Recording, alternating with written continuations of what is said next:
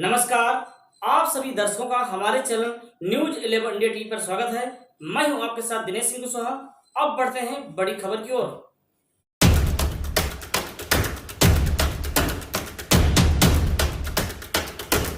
School जिन्होंने अपना परिसर हमें प्रदान किया कि आज हम एक खूबसूरत कार्यक्रम कर सकें, और सबसे महत्वपूर्ण यहाँ पे उपस्थित मेरी बड़ी और छोटी बहनों, आपका कोटि कोटि धन्यवाद कि आप अपना कीमती समय निकालकर हमारी बात सुनने के लिए यहाँ पर उपस्थित हुए हैं। मैं इस बात को भली भांति समझती हूँ कि महिलाओं का समय सबसे कीमती है। जितना उनके पास घर बार का काम रहता है, बच्चों को संभालने का काम रहता है, उनका समय बहुत कीमती होता है। आप उसको निकाल कर यहाँ आए हैं, हम इसके लिए तहे दिल से आपका धन्यवाद करते हैं। और मुझे उम्मीद है कि आज के कार्यक्रम के बाद आज यहाँ अपने मन में आप कुछ ऐसी बातें लेके जाएंगी जो आपके काम आएंगी, नहीं अन्यथा और किसी बहन के काम आएंगी जो आपके संपर्क में है। मिशन शक्ति का चलाया जा रहा है, उसका संदेश जन जन तक पहुंचे, आखिरी बहन तक पहुंचे। बहुत बहुत धन्यवाद हमारे मीडिया बंधुओं का भी, जो आज इतनी बड़ी संख्या में यहाँ उपस्थित हुए हैं और इस कार्यक्रम का संदेश यहाँ ना उपस्थित होने वाली बहनों तक भी पहुंचाने में हमारा सहयोग करेंगे। क्या है, आप अक्सर सुन रहे हैं, आप में से कई लोगों ने हाथों में प्लैकार्ड भी पकड़ा हुआ है जिससे मिशन शक्ति से संबंधित कोई संदेश लिखा है। आजकल तमाम इसके बारे में चर्चा हो रही है क्योंकि नवरात्रि के शुभ अवसर पर माननीय मुख्यमंत्री जी द्वारा पुनः इसका एक चरण लॉन्च किया गया। कल शुभारंभ इसका लखनऊ में माननीय मुख्यमंत्री जी के कर कमलों द्वारा किया गया और नवरात्रि के दौरान सभी जनपदों में इसी प्रकार के बड़े बड़े कार्यक्रम इससे जुड़े हुए आयोजित किए जा रहे हैं। तो यदि हम सरल भाषा में समझने का प्रयास करें तो मिशन शक्ति है क्या? मिशन शक्ति सरकार की एक मंशा है कि जितने भी विभाग हैं उनसे संबंधित जितने भी ऐसे प्रोग्राम हैं, ऐसी स्कीम्स हैं जो महिलाओं से, बच्चियों से संबंधित हैं, उनके बारे में जानकारी पहुंचाना और जो महिलाएं बहनें उनके लाभ से अभी भी वंचित हैं उनको उस लाभ का हक दिलाना, ये मिशन शक्ति का उद्देश्य है। और यदि हम पूछें कि क्यों इस पे इतना बल दिया जा रहा है, क्यों इस पे इतना बढ़ जा रहा है, क्यों हम कहते हैं कि अधिक से अधिक संख्या बहनें कटक के तक ये सुरक्षा का सशक्तिकरण का देश पहुंचे, इसका इसलिए किया जाए क्योंकि अब उत्तर प्रदेश पहले भी समझ कि समाज की तरक्की, प्रदेश की और देश की तब तक नहीं हो सकती जब तक महिला तरक्की नहीं हो, क्योंकि महिला वो है जो पूरे परिवार की क्या दशा होगी उसको एक सूरत देती है। महिला जितनी सशक्त होगी, जितनी जागरूक होगी, उसका परिवार उतना ही सुदृढ़ हो और आगे के हम समाज उतना ही दृढ़ हो। इसीलिए हमारा ये प्रयास है कि जितना भी हमारे जितनी भी नीति सरकार की चलाई जा रही है उसके बारे में आपको अधिक से अधिक जानकारी हो और आप उनका लाभ लेने में सक्षम हो। क्योंकि मैं पुलिस विभाग से हूँ, मैं महिला सुरक्षा के बारे में आज कुछ महत्वपूर्ण बातें कहना हूँ। यहाँ पे कोई बहन है जो एक बार हाथ करके मेरे को इस बात का उत्तर दे सकेंगी, महिला के साथ होना सबसे अधिक संख्या में किस प्रकार का अपराध महिलाओं के साथ सबसे अधिक घटता है? कौन सी बहन बता सकेगी? बताइए, आइए पूछ लो, एक से पूछो क्या बोल रही है आंसर। अगर माइक है तो पहुंचा दे। आपको नमस्ते। आपको यह किया है कि 2014 में मेरे पति कानपुर में ऑपरेशन हुआ कोर्ट माध्यम, ना तो कोर्ट माध्यम की मैं रिपोर्ट पाया हूँ, ना मैं कुछ पाया हूँ।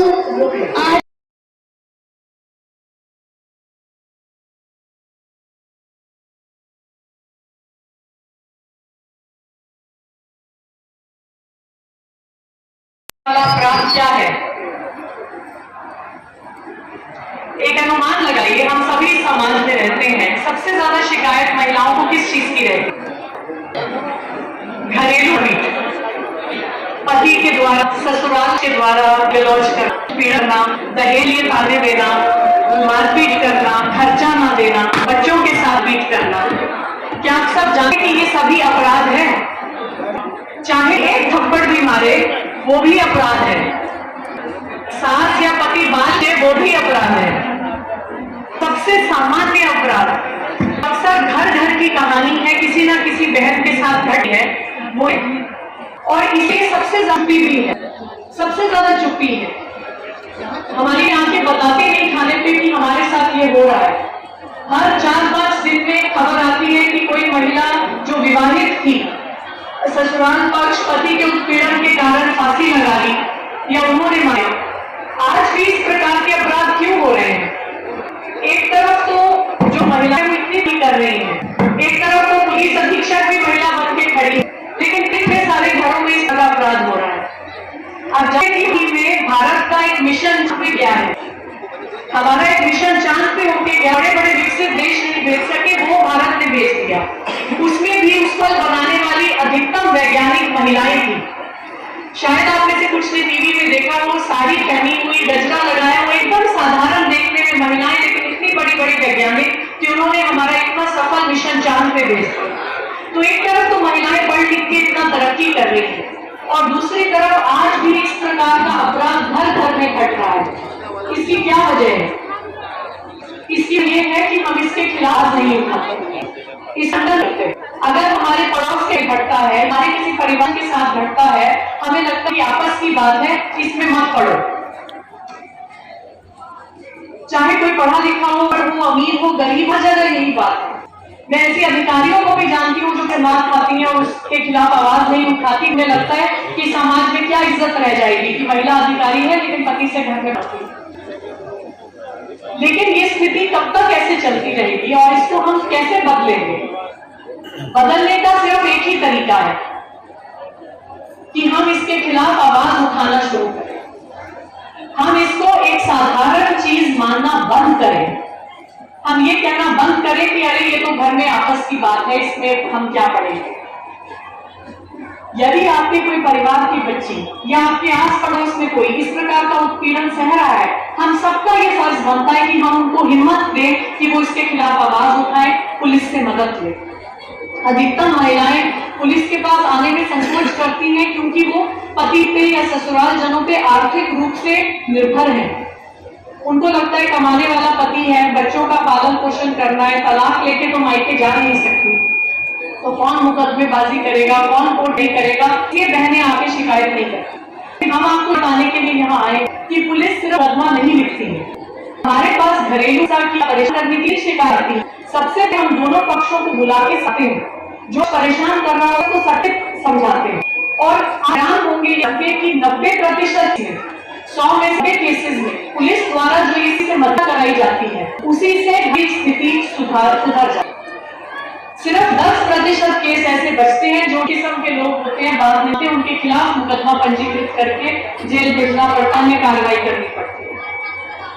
तो जब 90% केस ऐसे सुलझ जाते हैं मुकदमेबाजी के, तो फिर भी बहनें क्यों नहीं आके बताती? क्योंकि उनको जागरूकता नहीं है कि पुलिस इसकी मदद कर रही है। तो मेरा इसे यह आग्रह है कि अब हमने आपको आके ये संदेश इस कार्यक्रम में दिया है, तो आप इसको स्वयं जानकारी रखेंगे और आगे आपके जितने संस्थाएं को भी जारी देंगे। कोई छोटे पीड़ित हो उसके आवाज उठाने का हक है, और जो इतनी बड़ी पुलिस व्यवस्था बनी हुई है वो आपकी सेवा के लिए है, आपके सहयोग के लिए है। तो यदि आपके साथ कोई मारपीट कर रहा है, परेशान कर रहा है, जो सबसे आम एक नंबर आप याद रखते हैं 112 की गाड़ियां आपने रास्ते में भी देखी होंगी। जब भी 112 कोई फोन आए तो आपकी लोकेशन के अनुसार से नजदीक की गाड़ी है उसको आपके पास तुरंत भेज दें। चाहे वहां पे गाड़ी आ जाए, आप उनको बोल दें कि कोई बात नहीं, हमारा समझौता हो गया, हमें थाने नहीं जाए, लेकिन मार 112 को जरूर फोन कीजिए यदि आप इस तरह की तनाव की स्थिति में है कि आपको लग रहा है कि मारपीट हो सकती है, अन्य किसी की हिंसा हो सकती है। किसी भी चौकी में से, किसी भी थाने में जाए, हमारी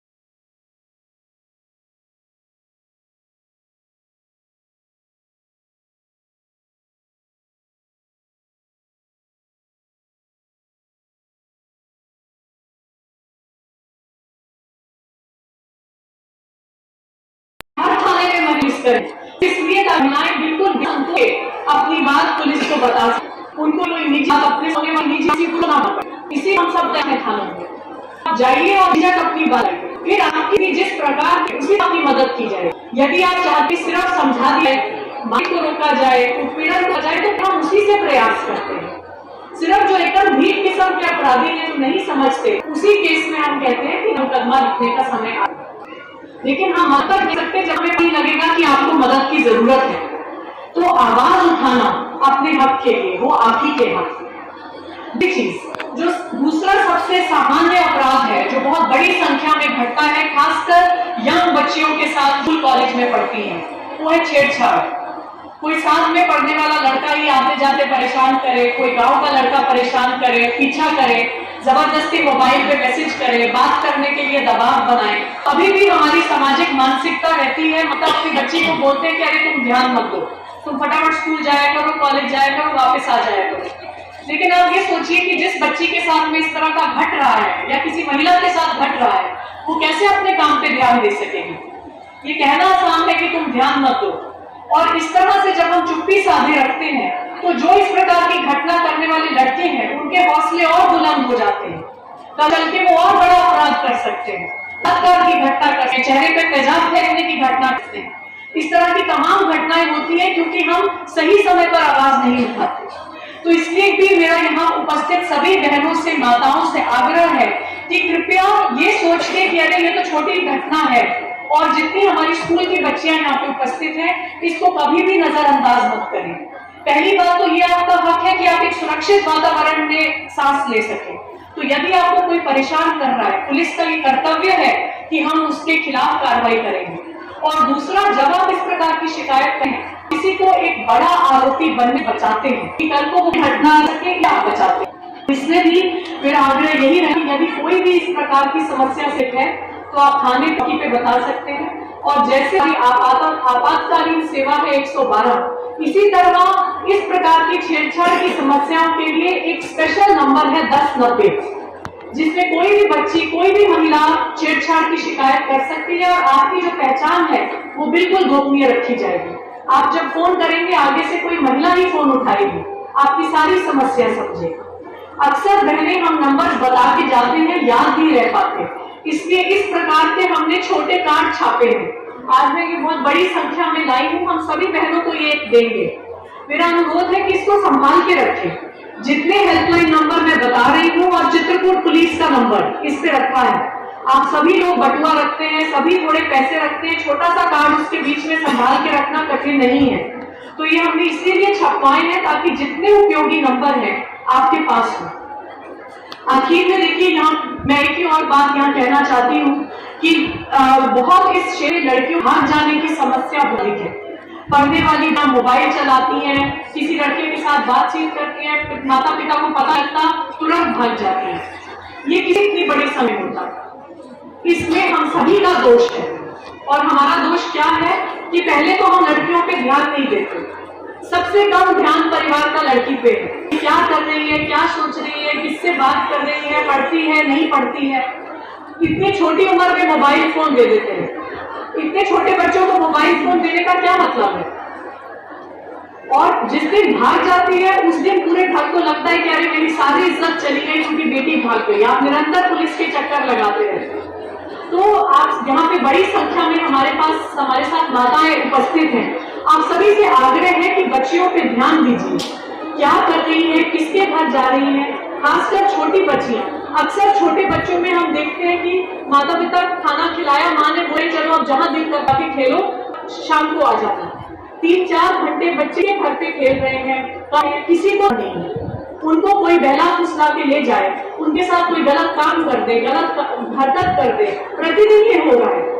प्रतिदिन इस प्रकार के अपराध घट रहे हैं। इस थाना क्षेत्र में भी घटते हैं, ये मुकदमेबाजी होती है, गिरफ्तारी की जाती है, लेकिन बच्चे की मानसिकता पे जो एक प्रभाव पड़ता है उसको मिटाना बहुत मुश्किल होता है।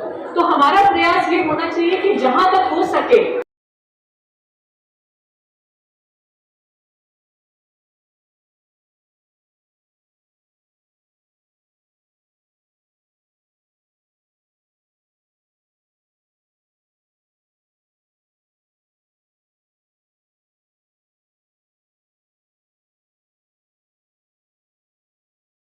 बच्चे चाहे छोटे बालक हो या छोटी गाय हो, दोनों के साथ रात बहुत बड़ी संख्या में लग गया। कोई अपना जानकार का, कोई गांव का, कोई पड़ोस का, कोई रिश्तेदारी का जो बैला फुसला के ले जाएगा, छेड़छाड़ी की घटना कर देगा, गुप्तंगों में हाथ लगाने की घटना करेगा, बलात्कार की घटना कर देगा। इस सबको नियंत्रित करने का एक ही समाधान है। पहला तो ये कि हम सब हमेशा सचेत रहें।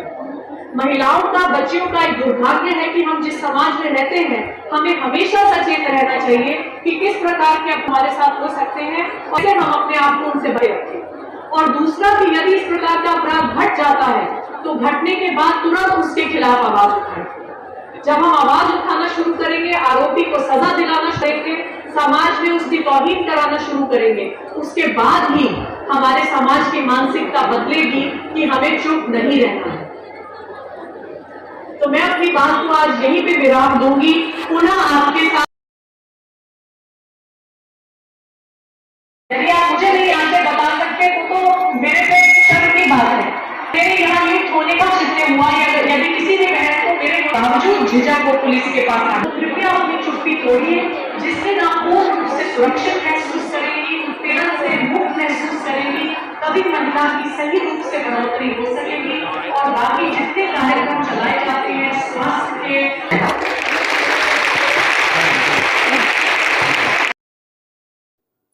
अब लेते हैं छोटा सा ब्रेक, फिर हाजिर होते हैं कुछ बड़ी एवं अहम खबरों के साथ। इसी प्रकार की हमारी खबरें देखने के लिए हमारे चैनल को सब्सक्राइब करें, खबर को लाइक करें, शेयर करें।